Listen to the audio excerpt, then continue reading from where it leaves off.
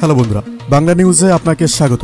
শুরুতে সংবাদের শিরোনাম, পরে বিস্তারিত জানিয়ে দেব আমাদের হাতে থাকা সর্বশেষ গুরুত্বপূর্ণ আপডেট বাংলা সংবাদ। সর্বশেষ আপডেট পাওয়া যাচ্ছে, রাজধানীতে আবারও নাকি বাসে আগুন, মৃত অনেকেই। আলোচনা করব, ইউনূস সাহেব ধরা পড়ে গেছেন, আসল এজেন্ডা চট্টগ্রাম বন্দর। রয়েছে বিস্তারিত আলোচনা, যা জানালেন মুজাহিদুল ইসলাম সেলিম। সর্বশেষ আপডেট পাওয়া যাচ্ছে, যতদিন বাঁচবো দেশের জন্য বাঁচবো, এরকমই হুঁশিয়ারি করলেন হারুনুর রশিদ। বিস্তারিত আলোচনা করব, দলগুলো সহযোগিতা ছাড়া সুষ্ঠু নির্বাচন সম্ভব নয়, এবার ঘোষণা করলেন সংলাপে সিসি। আলোচনা করব, উত্তরা থেকে নির্বাচন করতে চান স্নিগ্ধ, চমকপ্রদ রাজনৈতিক ইচ্ছায় ঢাকার রাজনীতিতে এবার নতুন রং। আপনাদের জানিয়ে দেব, আওয়ামী লীগ আগামী নির্বাচনে অংশ নিতে পারবে কি পারবে না, সে নিয়ে কি বলছে প্রধান উপদেষ্টা। রয়েছে বিস্তারিত আলোচনা। আপনাদের জানিয়ে দেব, গণভোট নিয়ে সরকারকে জনমনের সংশয় দূর করতে হবে, যা জানালেন এবার গোলাম পরওয়ার। এদিকে নারীদের বাদ দিয়ে দেশের উন্নয়নের চিন্তা করলে সেটা হবে ভুল, বললেন সেনা প্রধান। আর রয়েছে, তৃণমূল নেতাকর্মীদের ঐক্যবদ্ধ হয়ে কাজ করার আহ্বান এবার সেলিমুজ্জামানের। আপনাদের জানিয়ে দেব, আমরা সেদিনই শাস্তি পাব যেদিন হাসিনার মৃত্যুদণ্ড চোখের সামনে কার্যকর হতে দেখব, জানালেন নাহিদ। সাধারণ কর্মী সমর্থকদের রাজনৈতিক অধিকার রয়েছে, বললেন নুরুল হক নূর। গণ অধিকার পরিষদের সভাপতি নুরুল হক নূর বলেছেন, ২৪-এর গণ অভ্যুত্থানের মধ্য দিয়ে আওয়ামী লীগ যেহেতু জনগণের কাছে প্রত্যাখ্যান হয়েছে, আমরা মনে করি শীর্ষ নেতারা দেশ থেকে পালিয়ে গিয়ে তাদের রাজনীতিকে কার্যত কবর দিয়ে গেছে। কাজেই আওয়ামী লীগের সাধারণ কর্মী সমর্থক কিংবা সাধারণ কর্মীদের বা নেতাকর্মীদের রাজনৈতিক অধিকার রয়েছে, মানবাধিকার রয়েছে। তারা যদি কোনো দল করতে চায়, সেই দলে যেন তাদের ওয়েলকাম করে, আমার আহ্বান সেটি। সোমবার দুপুরে টাঙ্গাইলের সন্তোষ মজলুম জনতা মাওলানা আবদুল হামিদ খান ভাসানীর ৪৯তম মৃত্যুবার্ষিকীতে শ্রদ্ধা জানাতে এসে তিনি এসব কথা বলেন। নুরুল হক নূর বলেন, কিন্তু কেউ যদি ছদ্মবেশ ধারণ করে অন্য দলে ঢুকে আওয়ামী লীগের এজেন্ডা বাস্তবায়ন করতে চায়, সেটাও সেসব দলকে সতর্ক থাকতে হবে। আমরা কিছু জায়গায় দেখেছি, দিনে অন্য দল করে, রাতে আওয়ামী লীগের গোপন মিটিং করে। আগামী নির্বাচনকে বানচাল করার জন্য, নাশকতা করার জন্য এ ধরনের দুর্বৃত্তদের যেন কোনো দলে জায়গা না দেওয়া হয়, সে বিষয়ে আমরা সতর্ক করছি। দুর্বৃত্তদের জায়গা কারাগার, জেলখানা। তিনি বলেন, ডাকসুর ভিপি হয়েও ঢাকা বিশ্ববিদ্যালয় থেকে সারা দেশে যেখানে গিয়েছি সেখানেই রক্ত ঝরিয়েছি।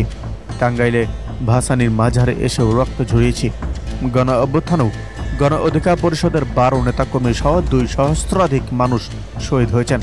এই দেশের মানুষ ২৪-এর গণ অভ্যুত্থানের পূর্বে গত ৩ দশক ধরে ৯০ থেকে ২৪ পর্যন্ত দুটি বড় রাজনৈতিক দলের বলয়ে রাজনীতি করছে, আওয়ামী লীগ ও বিএনপি। যেসব দল ছোট ছিল, ওই আওয়ামী লীগ ও বিএনপির বলয়কে কেন্দ্র করেছিল। এ সময় উপস্থিত ছিলেন গণ অধিকার পরিষদের দপ্তর সম্পাদক সাকিরুজ্জামান এবং আরও প্রমুখ ব্যক্তি। এদিকে আয়নাঘরে নির্যাতনের বিষয়ে জানতেন না দাবি হাসিনার। আয়নাঘর বা গোপন বন্দিশালা আটকে রেখে নির্যাতনের বিষয়ে জানতেন না বলে দায়ী অস্বীকার করেছেন গণঅভ্যুত্থানের ক্ষমতাচ্যুত সাবেক প্রধানমন্ত্রী শেখ হাসিনা। বিবিসিকে ইমেল দেওয়া সাক্ষাৎকারে শেখ হাসিনা এ মন্তব্য করেছেন। শুক্রবার বাংলাদেশে সময় সকালে বিবিসি এই প্রতিবেদন প্রকাশ করে। বিবিসির প্রতিবেদনে বলছে, হাসিনাকে ক্ষমতাচ্যুত করার পর বেশ কয়েকটি গোপন বন্দিশালার খোঁজ পাওয়া যায়, যেখানে বহু মানুষকে বেআইনিভাবে বছরের পর বছর আটকে রেখে নির্যাতন করা হয়েছে। আয়নাঘর নামে পরিচিত পাওয়া এসব বন্দিশালায় প্রতিপক্ষের রাজনীতিবিদ এবং শেখ হাসিনার সমালোচকদের নির্যাতন চালিয়ে হত্যা করার মতো অভিযোগ রয়েছে। এসব ঘটনার জন্য কে দায়ী জিজ্ঞাসা করা হলে হাসিনা বিবিসিকে বলেন, তিনি এসব বিষয়ে কিছু জানতেন না, এগুলি সব কিছুই মিথ্যে নাটক। একটি সরকার পতনের পর এসব মিথ্যে নাটক সাজানো হয়েছে। প্রতিবেদনে বলা হয়, আওয়ামী লীগের সরকারের আমলে অসংখ্য বিচার বহির্ভূত হত্যার জন্য অধিকার সংগঠনগুলো সরকার প্রধান হিসাবে শেখ হাসিনাকে দায়ী করে আসছে। সেই অভিযোগও তিনি অস্বীকার করছেন। বিবিসিকে হাসিনা বলেন, আমার ব্যক্তিগত সংশ্লিষ্টতার অভিযোগ আমি অস্বীকার করছি, তবে আমার নেতৃত্বে কোনো কর্মকর্তার সংশ্লিষ্টতার প্রমাণ যদি থাকে, তাহলে তা যেন নিরপেক্ষ ও রাজনৈতিক প্রভাবমুক্ত প্রক্রিয়ায় যথাযথভাবে তদন্ত করা হয় এবং তাকে শাস্তি দেওয়া হয়। বিবিসি বলছে, আওয়ামী লীগের 15 বছরের শাসনামলে গুম, নির্যাতনের মতো গুরুতর মানবাধিকার লঙ্ঘনের অভিযোগে ট্রাইব্যুনালে অন্য যে মামলাটি চলছে সে বিষয়েও তারা শেখ হাসিনাকে প্রশ্ন করেছিল। জবাবে শেখ হাসিনা সেই মামলার অভিযোগও অস্বীকার করেন এবং বলেন, আপনারা আদালতের রায় দৃঢ়ভাবে গ্রহণ করুন। এদিকে রাষ্ট্রপতিকে দিয়ে সই করিয়ে জুলাই সনদ অপবিত্র করা হয়েছে বলেন নাসিরউদ্দিন পাটোয়ারি।